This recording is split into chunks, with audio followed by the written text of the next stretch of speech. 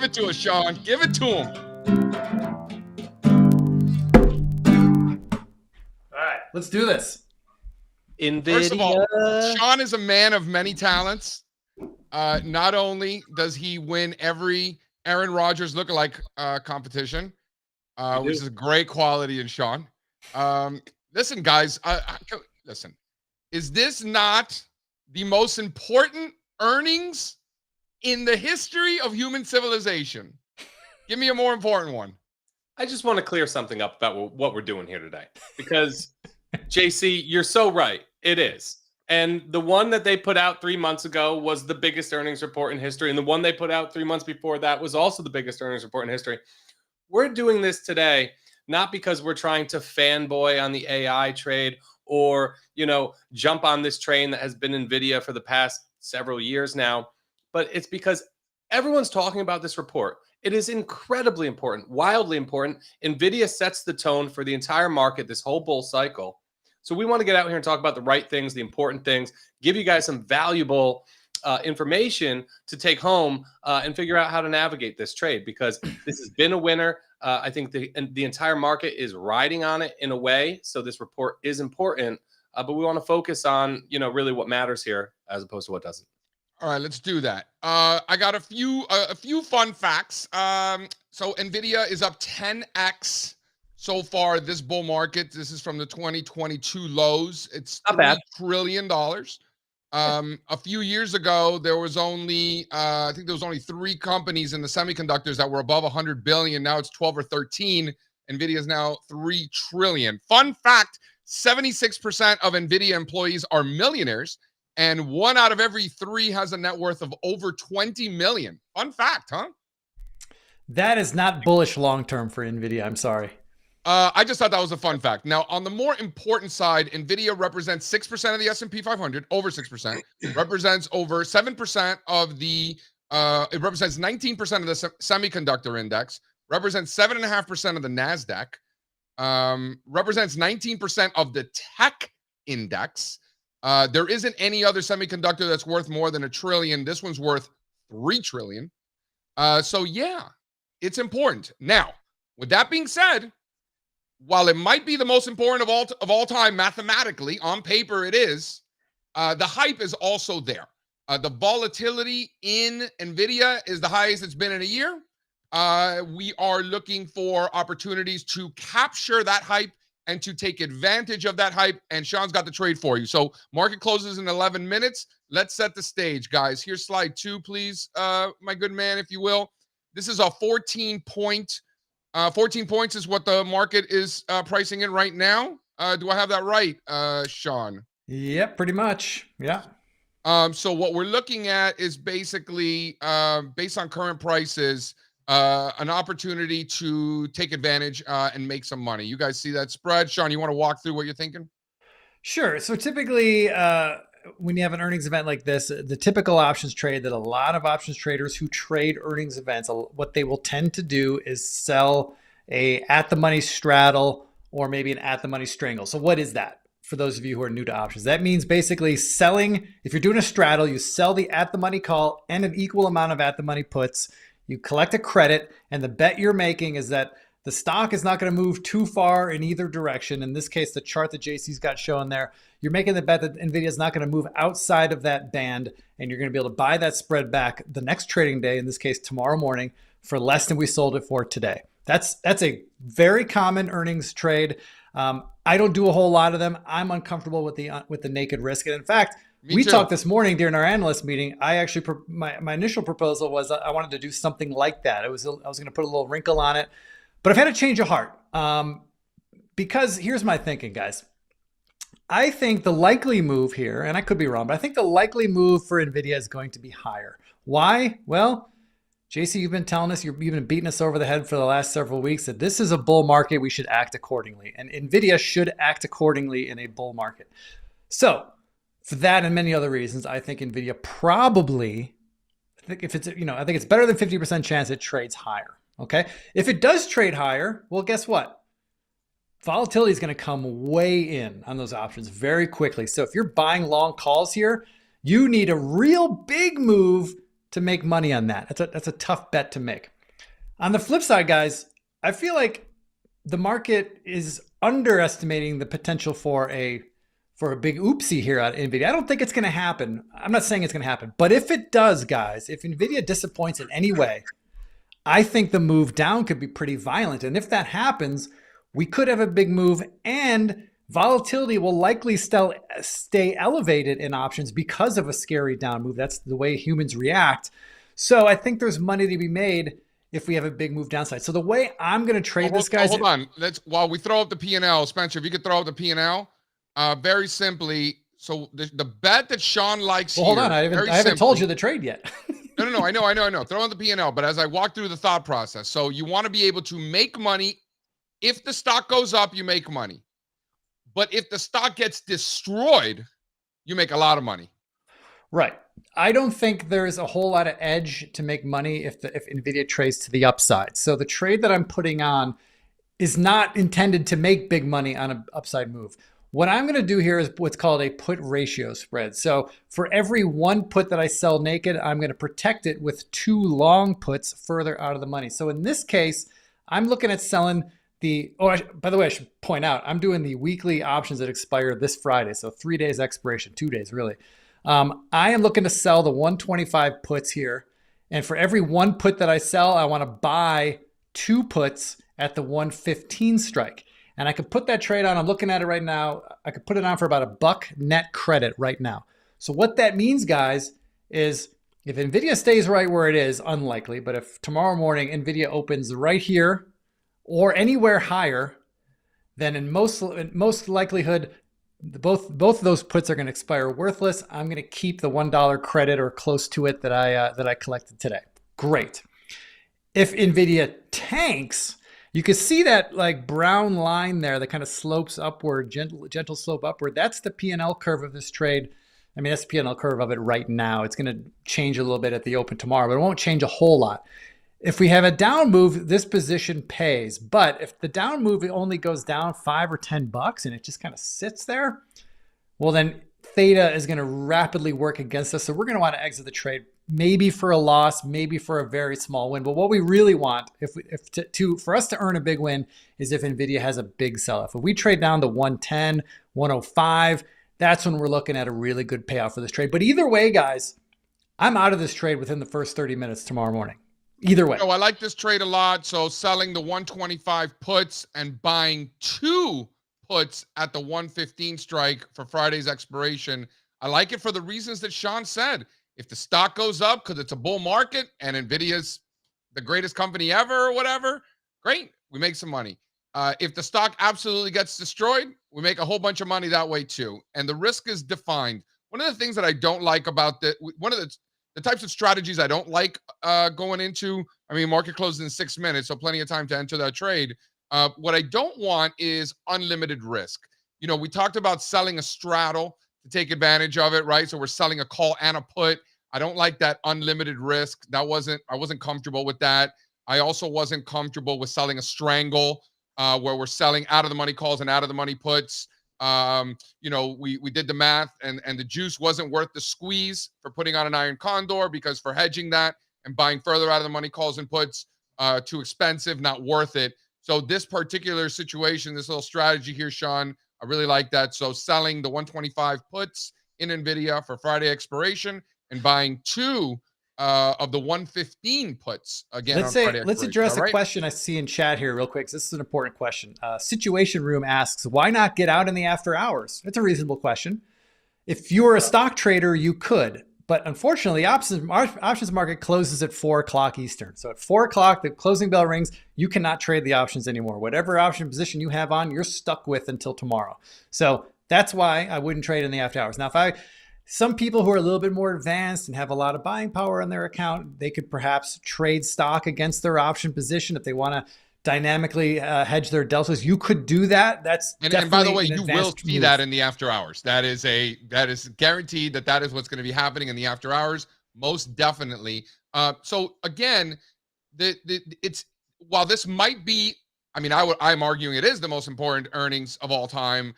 We are fading the hype, right? We're fading the hype to the point where you know, what did you say, Straz, earlier today? We're zigging while everybody else is zagging, right? So Straz was like, I'm buying bonds. We're buying bonds today, baby. Let's talk about bonds. So we'll come back to the semiconductors as we talk about earnings coming up. 4 minutes. But you want to get into the bonds quickly? Yeah, I mean, on a day like today, where we know that there's going to be a lot of sympathy selling or sympathy buying following this report, the whole market's going to move tomorrow based on what NVIDIA does today. Do you really want to step in and enter a new, long position in the tech world or the mega cap growth world? Probably not. So we look at all of these different asset classes, and bonds look great. Bonds look better than anything right now. So many primary trend reversals, just textbook bearish to bullish reversals. Call it a rounding bottom. IEF is one. IEI looks good too. TLT looks good. The aggregate bond fund, AGG, looks good. LQD, which is a corporate bond fund or an investment grade corporates fund, looks fantastic. High yield looks good. So we're getting involved in bonds while everybody's talking about tech. I like the diversification. I think that in a situation where interest rates continue to fall, dollar continues to fall, I think that's good for stocks, and it's certainly good for bonds. I like that trade. I want to talk about my best case scenario. Can I tell you what my wish list is? Yeah, but first I just want to address the chat. We're not expecting this report to hit the wire for another 18 minutes. More. 420. 4:15. Yeah. Okay. So 4:15, 4:20. So guys, don't worry. We're going to cover it and we'll cut JC off as soon as it hits. But until then, we probably do have 15, 20 minutes or more. No, yeah. 420, appropriately so. So we're going to talk about bonds until then. For those who partake. Well, hold on. If you do like the options trade, though, you have 90 seconds to put it on. Yeah. If you like the options trade, knock yourself out. It's the 125 puts Friday, selling those, buying 2 of the 115 puts expiring on Friday. By the way, the value of that spread's going up, man. We can sell it now for 117. I like it. More credit. All right. So let me tell you what my wish list is. This is my wish list. I don't know if this is going to happen, but in my perfect world, this is my new entry. We've had this scenario before. We saw it last year. We've seen it in NVIDIA before. We see it in stocks all the time, and it's the old gap and go. The old gap and go, one of my personal favorites. If you want to throw up, please, if you will, a slide 4, Spencer. Here's the range that NVIDIA has been in. There's obviously resistance up in that 140 range. And, in a perfect world, in my perfect world, I can get an entry point where the market gaps above 140. And now that's my support. So and I'm not saying this is what's going to happen. I have no idea what's going to happen, but one of my favorite setups, my favorite trade is on maybe some kind of event. Something happens. In this case, it would be earnings or whatever it is, where we gap up above 140. In that scenario, tomorrow, now you have tomorrow's lows as your stop, right? And you can just hang on to that as long as you want. As long as we're above that 140 in this hypothetical situation, the trade is on and it's a go, hence the gap and go. Anybody object to that strategy if that were to happen tomorrow? Using lows of day as the stop, I think, is good practice. Yeah, especially in that scenario, right? Because if you break the lows of the day, you're essentially invalidating. That's right. And that's the bell. You're invalidating the thesis that it's a gap and go if we're not able to hang on to that gap, right? It is a gap and no go. More so is what it would be. So that's my. I like Sean's trade. I like Strazza's bond trade. By the way, just real quick, if you guys saw when I snapped my fingers, that was me. I got filled on that NVIDIA trade at 115, so I'm in at 115. Bang, bang, bang. Okay, can we get back to the NVIDIA here quickly? Let's look at the long-term chart here, slide 3. So this is a big one. You could just see, that whole range, and like Strazza said before, we're not like Johnny come latelys, like these CMT guys. They just discovered NVIDIA. It's like, no. We spend a lot of time on the new 52-week high list. We spend a lot of time in the relative strength lists. And NVIDIA has been on those lists for a long time. You don't just get to 3 trillion overnight. We've been on this bad boy for quite some time. Last year in particular, granted, last year was not anything new, but last year was the beginning of that new leg higher. NVIDIA was already breaking out to new all-time highs before anything else was. Speaking of gap and goes, you see that gap and go back in 23 last summer? That's what I'm talking about here, folks. That's exactly what I'm talking about, actually. But that was the easy. I shouldn't say easy. That was the least difficult entry point in NVIDIA this entire bull market. It's been a little messier at times for sure. I think this is a pretty clean one. Start taking out 140 to the upside. See ya, right? On our way to 200, going to 5 trillion in market capitalization. Anybody going to argue on that? No, absolutely. Now, what about this? Can you throw up the tech relative to S&Ps? How important do you think this is? Because technology is not going to break out on a relative basis without NVIDIA. That represents 19%. You know, it's hard to overstate NVIDIA and be like, you know, it's hard to be, you know, for, you know me, I'm always like, this is bullshit. It doesn't matter. I can't say that. So that's why we're here. This is actually a big deal. Like, this is literally a big deal. I'm in the camp that it's more like the election. The market just wants to get it over with, right? Just put it behind us, in my opinion. Hence why we're fading this volatility. But this thing's not going to break out without NVIDIA, right? We've been talking about this stock for so long now. If you go to the first slide, this chart is from the fall, late summer of 2020. This stock was a secular leader then, right? I mean, I don't know. The outperformance has just been so incredible for this stock for so long. Throw that chart up. It's on chart 1.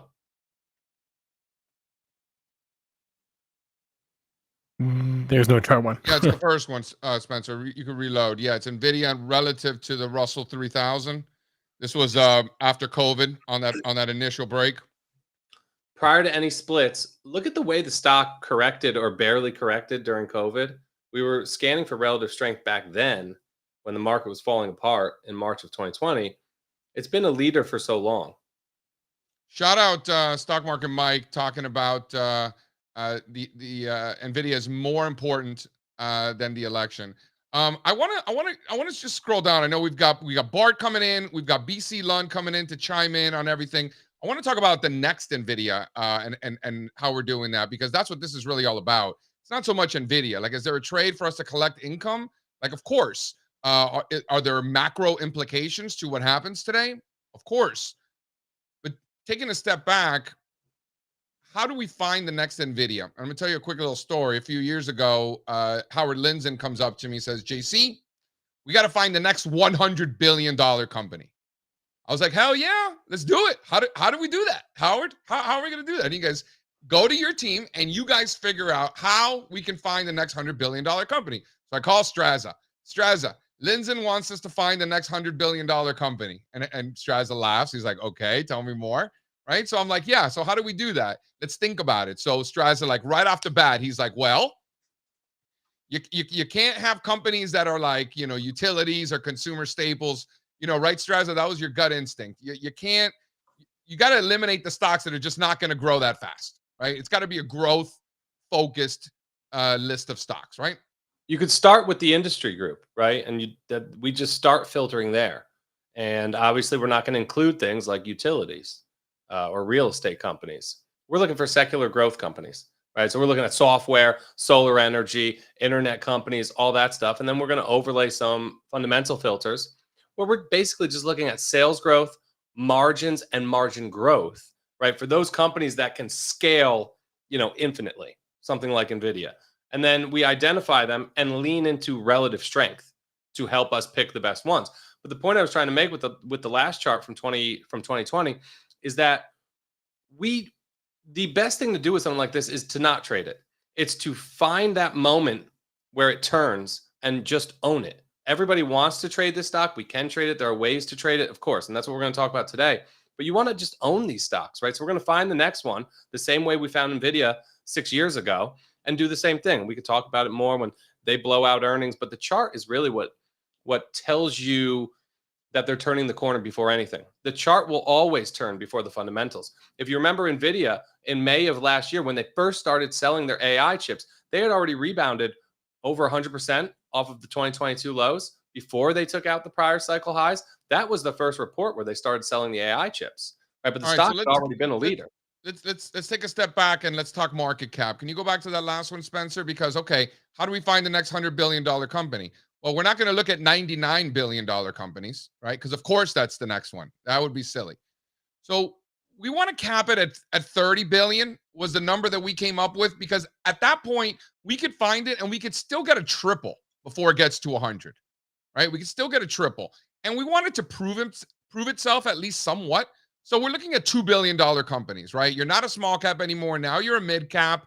So 2 to 30, hence that 2 to 100 club. We're looking for the next $100 billion companies. And these are very specifically 2 to 30 billion. Like that's that sweet spot that we can, that it's proven itself, right? They're doing something right, but it's not out of control. And so we made it so that, correct me if I'm wrong, Strazza, it's almost mathematically impossible for the next $100 billion company to not come from this list, right? That's what we're talking about. We would have to miss it, which, yeah, impossible. Or it IPOs at a higher price, which is entirely possible. But on the way up, in terms of publicly traded companies, right? It's going to happen with SpaceX, but it'll be the first time that we could ever say that.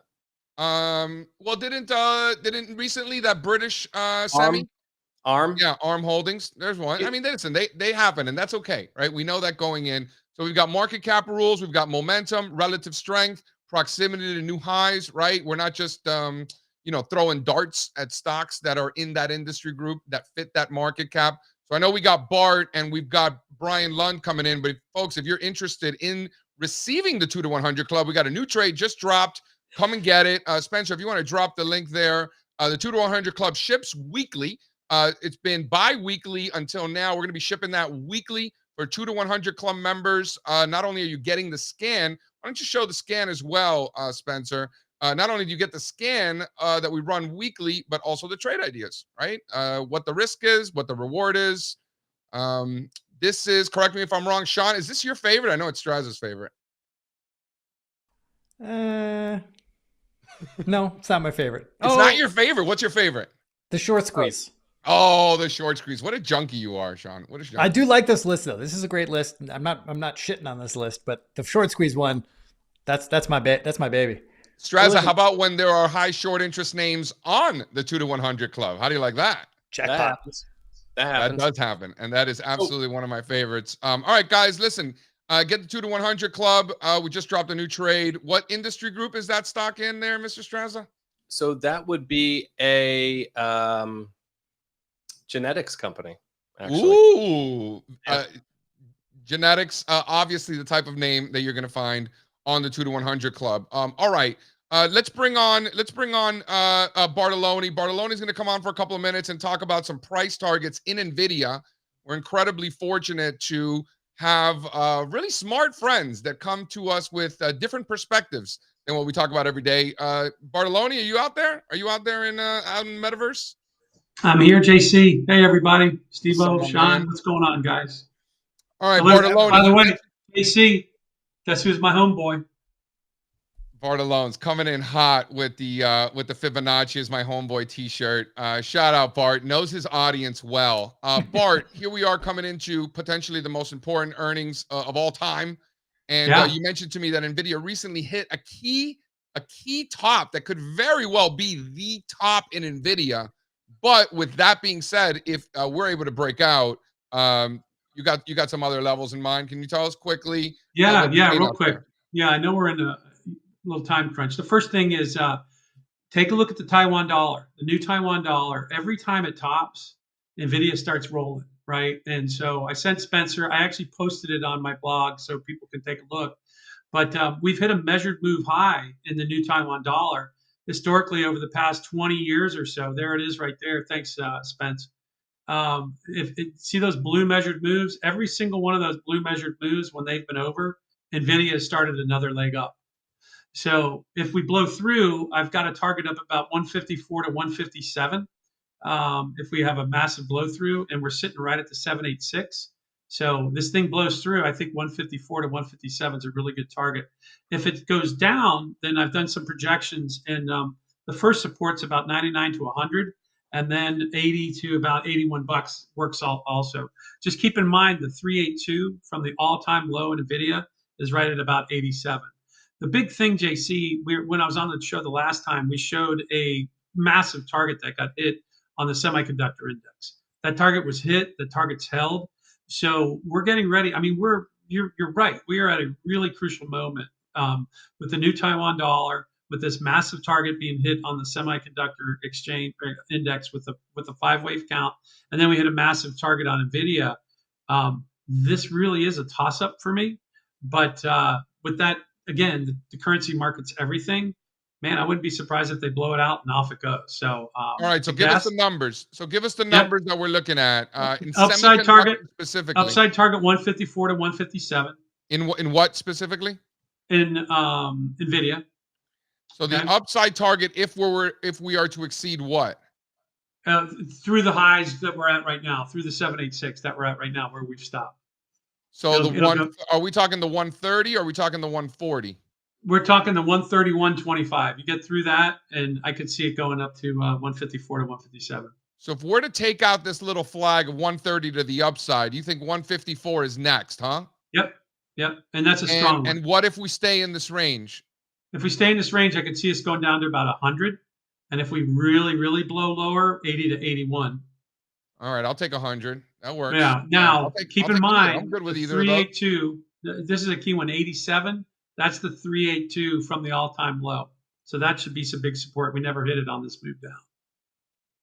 All right, Bartelloni, coming in hot with the with the Taiwan currency. I like it. Yeah, take a look at it, man. It's uncanny. It's perfect timing of it. Listen, but again, it's a monthly chart. But yeah, it's helped. So it's a $4 trillion market, that Forex market, right? So I have no idea in the U.S. Yeah, JC, I have no idea. So throw it on blackjack because of the new Taiwan dollar topping. NVIDIA blows it out and heads up into the 150s. All right, Bartelloni, ladies and gentlemen, thank you very much. See you, boys. Thanks, JC. I also just want to spend a second talking about the fundamentals here before this report hits the wire, JC. Yeah, let's go. This stock, the performance has been so good for the new data center business since Q1 of last quarter that actually it comes out and it reports earnings and it, jerks higher by 15, 20, 30% sometimes, and it gets cheaper almost every time. So let's just zoom out and talk about some valuation metrics since April of last year. April 2023, the quarter that was reported in May of last year. The price to earnings on a trailing 12-month basis back then, right before that report, was 144 times earnings. It is now 75 times earnings. Price to cash flow was 101 back then. It's now 78. It was actually 54 last quarter. So are you saying that as the price goes up, NVIDIA gets cheaper? Is that what you're saying? That's exactly what I'm saying. Price can't. See what I did there, Sean? That's called fundamental analysis, Sean. So that's price very astute of you. Price cannot even keep up with the earnings growth. And it's not just that. The operating margins, when they first reported their big AI quarter, May of last year, were 30%. They were 65% last quarter, right? EBITDA margin, 35%, May of last year, 66% today. Net margins went from 28% to 57%. We have truly never seen anything like this in the history of markets. This type of growth from such a large base, right? This company was already huge when it started blowing out these earnings reports. So we've never seen anything like it. And frankly, analysts do not know how to value this company. So the best information that we have on a day like today is how the market reacts to the report. That's it. Don't listen to the analysts. Don't listen to imagine being one of these AI sell-side analysts. God bless their soul. I mean, they're trying their best. Like, they're going to do the best they can. But think about how impossible that is. It was only 4 years ago when the analysts were telling us that this was a crypto story. Do you remember that? They were selling the chips for the crypto mining stuff, and we were putting them in crypto indexes. They were moving on crypto. Completely wrong. Then other analysts thought this was a graphics story, right? The old GPU stuff that they used to sell for like video games and stuff. That was NVIDIA's business. No, some people have got it right. Jensen Huang has been telling us for 5 to 10 years that it's all about AI, but that's it. And you can't put your finger on what this company should be worth, because what's the total addressable market? How much of this can you sell? How much growth do they have? How big of a drop off is there after the initial build out for all these companies, right? You hear this guy spitting right now, Brian? You hear this guy? Thanks for the heads up on going live on camera. Look at him go. Look at him go. I'm over here Strazza, you're on fire, bro. Steve, go ahead. Strazza's just fooling these folks. It's all about the market's reaction. This company could trade 200, 300 times. We don't know when the music stops for NVIDIA, right? So we look to the market, and if they keep rewarding them for these awesome reports, one thing I know about what's going to happen in 4 minutes is the report is going to be killer. It's going to be absolutely excellent. Does the market think the same way about it and continue to reward them? We've already been through 5 quarters now of just super impressive reports and the market continuing to bid the stock up. That does eventually stop. I don't think it stops here today, but that's really going to be the warning sign.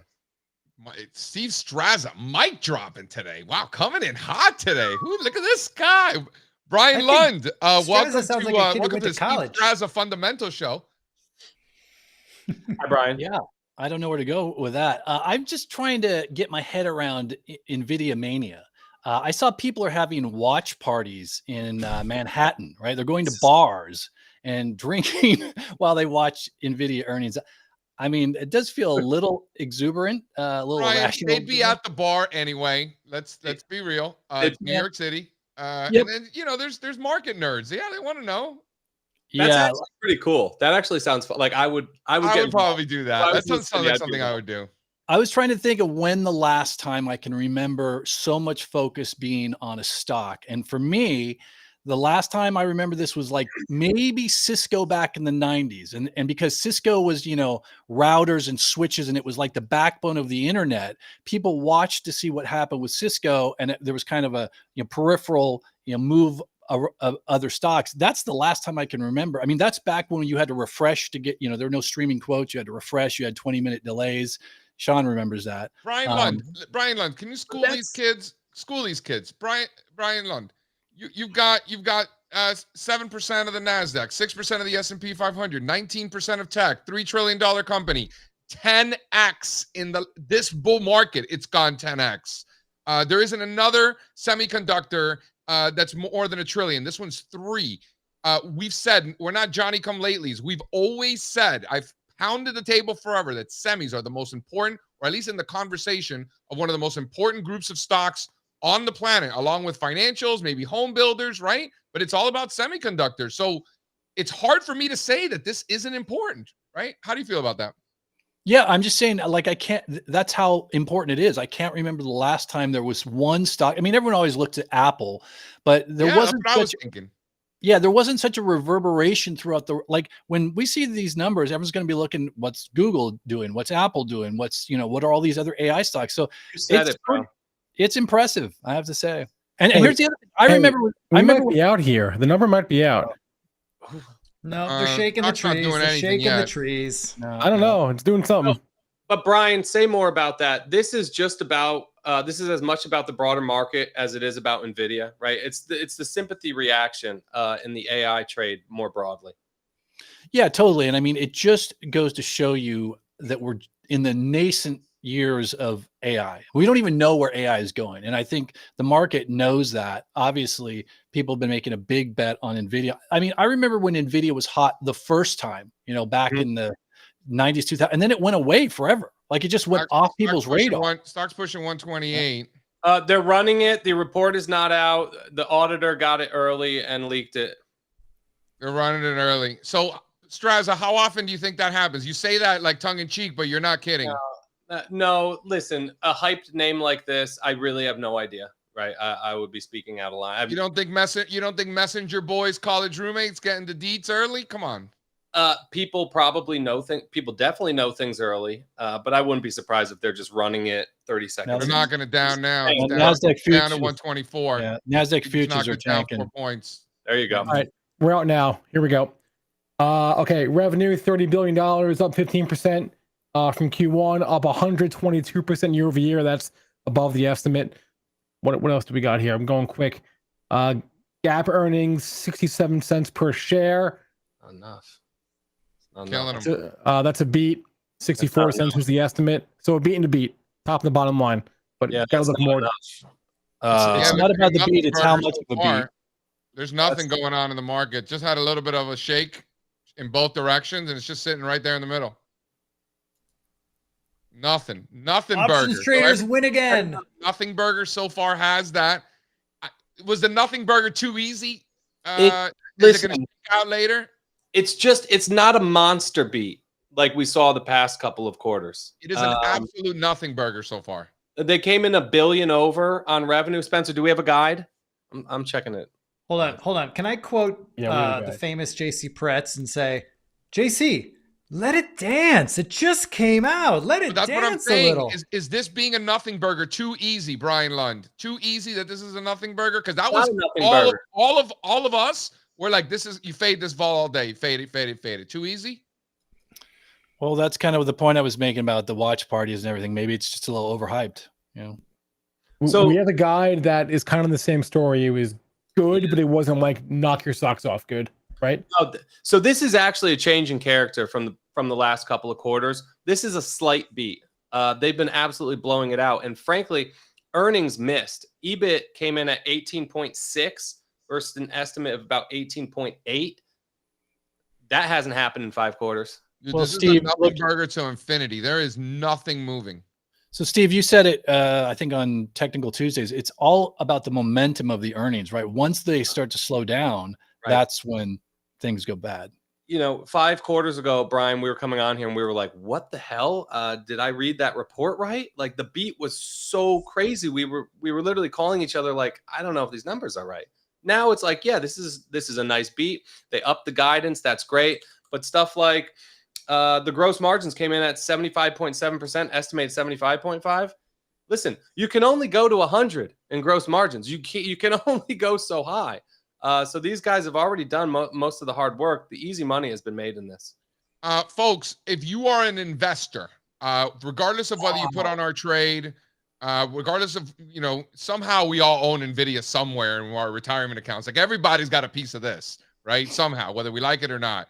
But just as investors, do you agree with me that a nothing burger is the best case scenario for investors, and that the market looks at this like an election and it just wants to get past it? Would you agree with that, Brian? So here's what I would agree with. I think this is like what we talked about during the volatile 2022 when everyone was looking at the CPI or the PPI or whatever the economic thing, and it was this massive move one way or the other. I think a non-move here is actually fairly healthy in the short term. Yes. Like it's less volatile. The market will figure out its footing in the next day or two, what it thinks about NVIDIA, but I know everyone thinks traders like things to move super fast and rip and whatever, but that's not always the healthiest for a stock or a company. $50 billion new authorization for buybacks. Now we're dropping. I mean, we're 121, stocks down like 4.5%, 5%. Anything on the dividend, Spencer? Also, I want to know, are there any new equity investments? We had on their last report, you guys probably remember, they announced a bunch of new equity investments. Basically, they're building positions in startup AI companies. And I'm sure we got more of them. Did you say they're doing an offering, Steve? Is that what you said? Nothing new on the divvy, Steve. That's unchanged. Now 119.5. They're trying to keep their money. So the NASDAQ futures are right at the low of the day. Yep. And they're And about how's ready to break the rest of the on NASDAQ semi-complex? How's the rest of the semiconductor complex trading in after hours? Great question. Steve, did you say they were doing an offering? Is that what you said? Broadcom's down 2%. No, buyback authorization, $50 billion. Buyback. That's okay. Interesting. Taiwan Semi's down 1.7%. Yeah, and so NASDAQ just broke its lows of the day. Yup, NVIDIA down 116.5. Sean, if you had to put a number on it, I know it's impossible to quantify. How far down does the stock need to go for those puts to be profitable and for us to make a whole bunch of money on that trade? I think tomorrow at the open, if we are below 115, we're probably sitting in profits. So 115, you think is that level that we're looking for? I think so. I'd like to see it get to 110. If we get to 110, then we'll definitely be sitting in some profits. And like I said earlier, like I plan on exiting this trade, within the first 30 minutes. No matter what. Yeah. Yeah. So you got a lot of stocks tank. I mean, Micron's down pretty big. AMD's dropping. The growth is very impressive on a year-over-year basis. It's going to be that way until next quarter. But quarter-over-quarter, it's stalling, right? The growth rate has peaked on a quarter-over-quarter basis for now. So that's the big question, right? Is that just a moment? Is that a momentary thing that they can rectify, or is that the beginning of something new? You know what it is? Smart analysts have been talking about this for several quarters now. It's the initial build out for the AI infrastructure, building out these, AI factories, whatever the hell they are, is going to be at very high cost. And then after that, we don't really know. Do they have to buy new chips 2 years from now? Can they refurbish the old chips, right? Like, what is the cost to maintain what they're building out now? They're spending the most money they're probably ever going to spend on AI, all these mega cap tech companies right now. Then there's going to be a growth drop off, right? Yeah. So NVIDIA is having its moment right now. What does that look like a year, 2, 3 years out after they've already built out these huge AI infrastructure projects? That's a huge question, right? And when so on some level, it's not unlike what Amazon did for a lot of years, where they put a lot. Now they did it in a discretionary way. I think NVIDIA has to do this, right? But they had a lot of capex. They put a lot of money back in that they knew would pay off later. Yes. NVIDIA 7 points off the lows, all the way back towards 123, 7.5 points off the lows. So, a lot less volatile than what the market was pricing in. Again, the market was pricing in. If you want to throw in that chart, what the market was pricing in before, we're looking at about 14 points. Didn't quite hit that to the downside. Certainly hasn't hit that to the upside. Still within that range. So far, I mean, we still have a long way until tomorrow's open, but so far, premium sellers are the ones getting paid here mostly. Yeah. And there's, looks like it for sure. Just something in the chat. You can refurb old chips. Yes, absolutely. But is that the move, right? Will Microsoft and Google and Apple and friends simply refurbish old chips, or will NVIDIA come out with such a good new chip next year that they're just going to buy them over again, right? We don't know. How profitable is the next step for NVIDIA? This is the initial build out. This should be the most profitable moment for them. Now, when everybody's maintaining these new AI systems that they built, what does that look like from a profitability standpoint for this company? No one knows. We're going to find out. And this is that range that the options market was pricing in. So we're still within that range. So if you were betting that all of this hype was overhyped, you are profitable. I guess we'll wait and see till tomorrow. A lot can change between now and then. Brian Lund, I wanted to bring this back to what's actually important here. What's Pot stocks? Yep, let's talk about them. Pot stocks. What's actually important is finding the next NVIDIA, right? Like NVIDIA is great. It has a lot of macro implications. If you know our work, obviously it starts with the macro. We start with the top down. We put in a goddamn bond trade today, for goodness sakes, right? I mean, well, Strazza is the one who said it. While they're zigging, we're zagging. So I think it's helpful to find the next the next $100 billion companies what we're talking about before. A lot of these growth stocks, these are names that you're, seems like they're right in your wheelhouse. Like these types of growth stocks that have the ability to really scale, things like semiconductors, things like internet stocks, software stocks, right? This is a pond you swim in? No, I'm a technical guy. I don't pay attention to that stuff. You're the people I go to for that sort of stuff. But when you say that you're a technical guy, aren't you in these types of stocks? It sounds to me like when we converse, like you're not telling me about the energy stock that you bought. Like it sounds to me like your eyes are in a lot more growthy names, no? I couldn't even tell you what the stocks I trade are. You don't look? You don't look at all? Yeah, whether their value, their growth, their momentum, I don't know. I like patterns. I like technical analysis. I just try to stick to my knitting. If I get too far away from that, then that little other Brian starts going in and go, well, right, the technicals are breaking down. But you know what? I heard a great story that Lemonade is going to do really good, right? Or Mile. Remember what happened to Lemonade? So Mile, which was the precursor, right? That was one that was going to be huge, and Ryan Graves from Uber was in it, and I listened to Brian, and they got a take under from Lemonade, which has continued to do horrible. So yeah, I just try to focus on the technicals. You're right, Brian. If you learn too much about these companies, your crazy mind can make you ignore the technicals. Yeah, well, I was just thinking about this the other day. Like, I don't know how to fix my car, right? So I outsource it. I let someone who's an expert fix my car, right? I don't really know macros. I mean, I know it at a bar and two in the morning I can talk, but like, I don't really know macros. I don't know economics. So I let others that are experts in that. And then I just focus on a very narrow swath, which is technicals, patterns, support and resistance, money management, etc. I've been in a bar we'll with get- Brian Lund at 2 a.m. and he is a very smart guy. Mick at that hour. Pease, that's right. We've got a lot of stories from Mick Pease. Hold on, before we get to oh my God, I can't wait for that. By the way, we'll get back to I want to get back to Strazza. Before we let you run, Brian, give us the trade, whether it's NVIDIA or bonds or anything else that's on your radar. We have you have our attention. Give it to us. Yeah, so there's a couple names that I've been picking up over the last couple months, and so let's just take a look at some of the ones I think look good.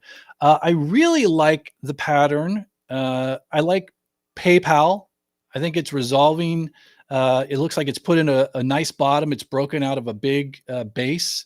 I like Pfizer, and I like what else? There's a couple I'm keeping an eye on that are not quite there yet. Like Zillow Group looks interesting. It's in a big sideways base, and it looks like it's going to resolve it to the upside. It looks kind of like it's coming out of stage 1, maybe going to go to stage 2. So Took that's the words right out of my mouth. Do you hear what Brian is saying, Strazza? These are that same pattern that we keep talking about. I mean, you're talking our book, Brian. Brian, you're almost too good because we're working on a screaming hot report on Zillow right now. It'll be out in the morning. The names you're rattling off right now are so near and dear to what we're talking about internally. It's a joke. It's a joke. Well, are you in our meetings, fucker?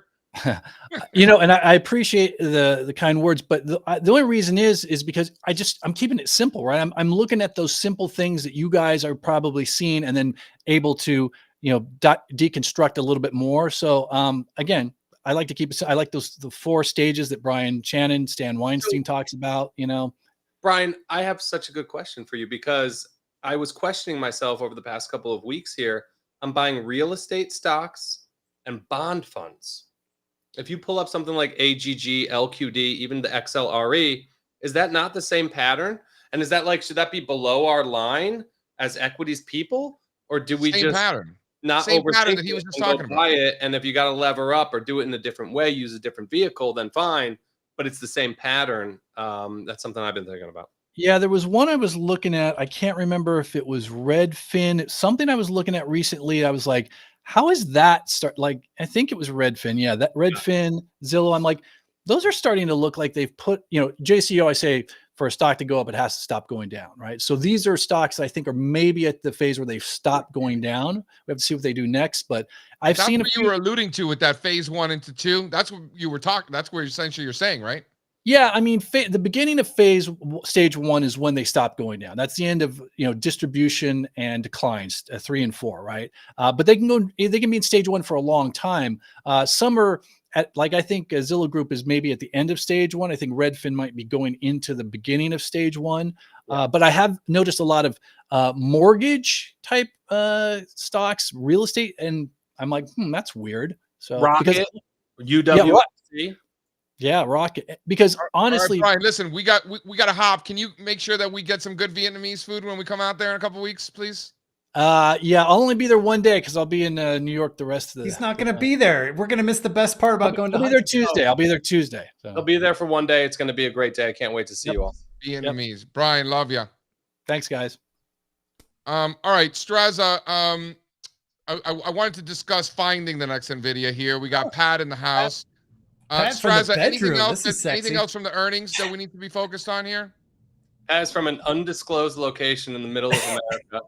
No, I'm at a hotel. Well.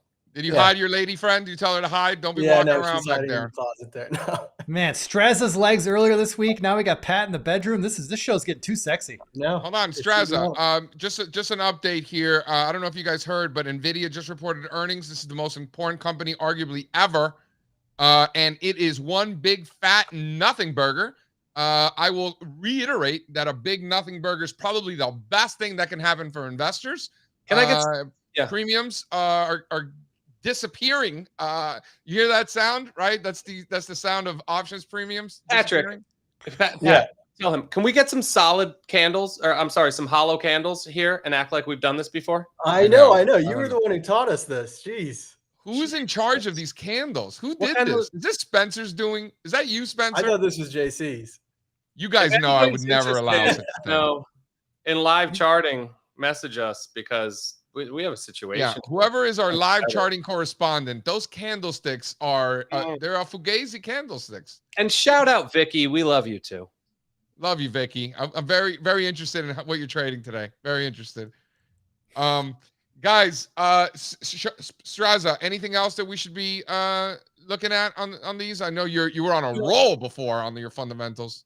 No, but just, you know, high level, and this is true for any earnings report, you have the knee-jerk reaction, which oftentimes is not a knee-jerk reaction, and then you have the call reaction, right? So the headline numbers hit the wire, and we shoot first and ask questions later based on the headline numbers. Then we kind of get through the report, and that could take 5-10 minutes, right? And then there's a reaction to that, which you saw the little bounce off the lows in NVIDIA, right? People are actually digesting the report, not just, you know, trading the headline. And then there's the call.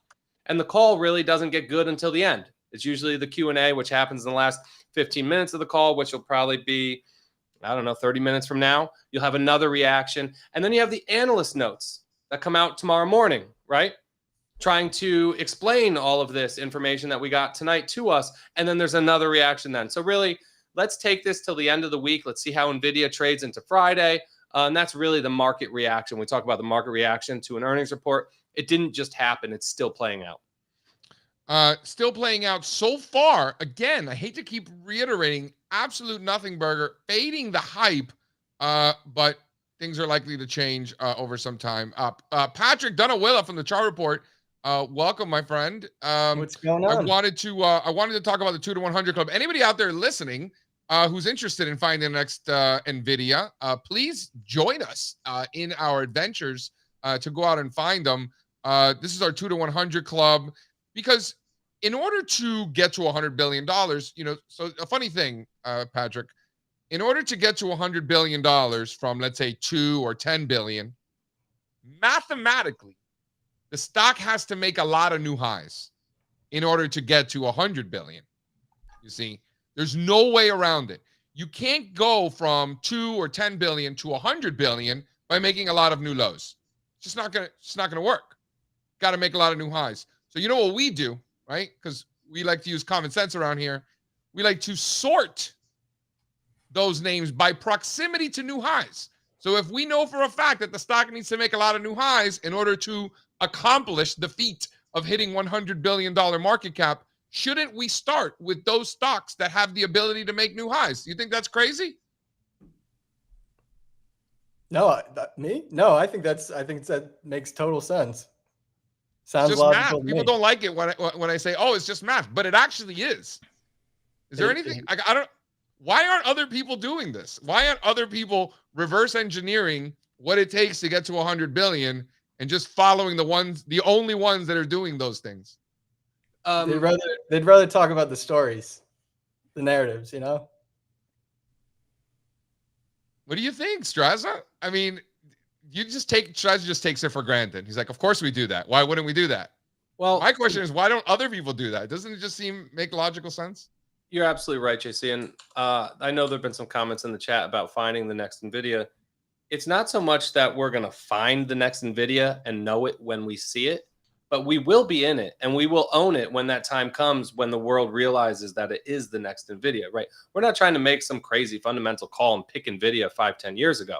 That would have been actually highly speculative, because you would have had to know when we were buying NVIDIA back then that it was going to turn into NVIDIA. Of course not. But we were long into that report from May of last year, simply because of relative strength and all those other things. We weren't long because of some story that somebody was promising us, right? That story didn't materialize until 4 quarters ago, right? But we were in it already because the market sniffs it out. So it's not that we're going to use some sort of fundamental voodoo and figure out what the next NVIDIA is going to be before that story comes to fruition, but we're going to be in it using relative strength characteristics and really just some simple down-to-earth filters for finding growth stocks. And that's it. Another thing I want to mention is we learn all these things as they play out. There's something going on now where, JC, do you know we have the classic Friday afternoon press release drop?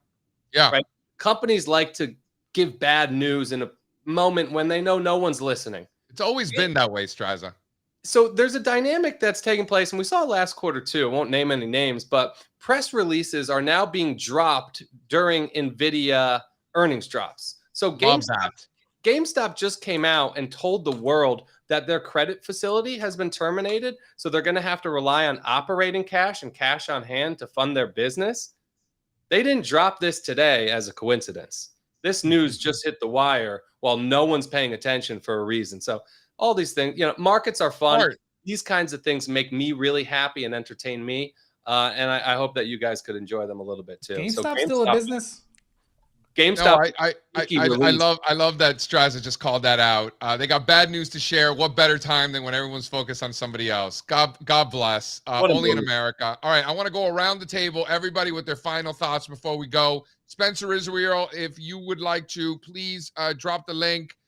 Anybody interested in the 2 to 100 club goes out every week. Just some of the best ideas in some of the coolest sectors. These are names a lot of people are talking about. A lot of names people are not talking about. But mathematically, the next $100 billion company has to come from this list, right? So we love that. All right, final call. Steve Strazza, give me a final thought. Pay attention to the other names. Pay attention to the semiconductor equipment names. Pay attention to, we'll talk about it tomorrow morning. I haven't had a chance to dig through the release yet. We're going to talk about the companies that NVIDIA continues to invest their cash in, right? We're going to talk about the names that moved more than NVIDIA on NVIDIA's report. I think there are, at this point in the game, more opportunities there than NVIDIA itself. Johnny? I'm going to say that it looks like it's still a long way till tomorrow's open, but it looks like the good old-fashioned straddle sellers right ahead of earnings are the winners once again. And you know what? That reminds me of something I like to say a lot around here. That's a hard trade, and that's why it pays. Right? We talked about that trade. We didn't like it. It was hard. It was undefined risk. Sean, your initial gut was to sell the straddle. I was like, you are crazy.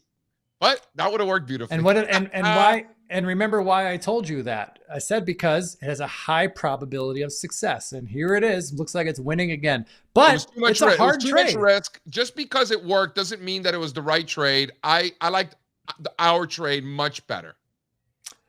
Yeah, I mean, look, we're not gonna if we lose money here, we're not gonna lose a lot, and that's the important part. Our risk is defined. The most we can lose is $900 per one lot. We won't lose anywhere close to that because we're gonna get out pretty quickly at the open. Yeah, when all else fails, go defined risk. You'll sleep a lot better at night. I'll sleep a lot better tonight, not worrying a thing about Netflix or NVIDIA.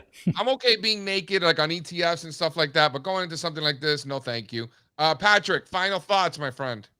Yeah, I mean, it looks like it's trying to reclaim that low of the day here. It's not terrible here, but I echo what Steve said. It's a long way to the end of the week, and where these things close is going to be important. Not just NVIDIA, but the whole semiconductor trade in general. That's such an important part of this bull market that really can't afford to lose that. Or if it does start breaking down, it's going to raise a lot of questions. So, just be patient, let them dance, as you say.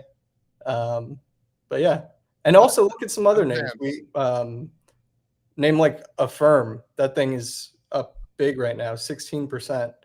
So look outside of NVIDIA too. Thank you, Patrick, for stealing my thunder. That's exactly what I was going to say. Look outside NVIDIA. It's not about yes, there are massive macro implications to something like NVIDIA making big moves, which, by the way, it is not doing currently. So I just want to come back to, why don't we find the next ones, right? Like something like one Dell. that we will be talking about in the future as so important now. And we could be like, oh, remember when we found that stock in the 2 to 100 club, right? That's the conversation we want to be having years from now, which I know for a fact we will be having. Hey, Michael, in chat, Michael Bergeron is surprised we didn't talk about what we'd like to hear on the earnings call. Michael, spoiler alert, I've been trading for 25 years, and I can tell you I've never listened to a earnings conference call, and I don't plan to start You don't tonight. want to hear the conference call. Here's what I'll tell you about the earnings. Bad for the soul. This was the least impressive report since they started selling their AI chips, right? Incredibly impressive, but not like a monster wow. At this point, we expect this kind of thing from NVIDIA. This, to me, was a slight beat. If the stock opens up tomorrow back in this range above, I don't know, 123, It's going higher. It's going to resolve higher. And I think that's more bullish than if they dropped an incredible report and it went higher. If they drop an okay report and this thing blows out and resolves this flag higher tomorrow, I think that's as good as it gets. That's as good of a reaction as bulls could have asked for, because it wasn't crazy good. It wasn't crazy good, and it has been. Like Strazza said, not to make his head any bigger than it already is, but we have been zigging all day while others have been zagging.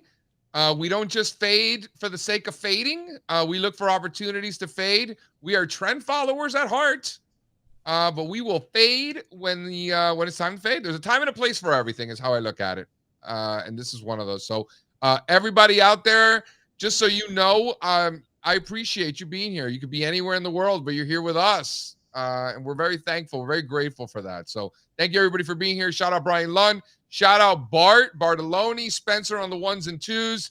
Those charts, Spencer, were atrocious. Wow. But everything else Spencer did was good. Sean, thank you so much. That trade looks like it's going to work. Patrick, thank you for swinging by. Mr. Strazza, adios. See you in the morning. 2 to 100. I can't take no loss. I don't even know what it costs.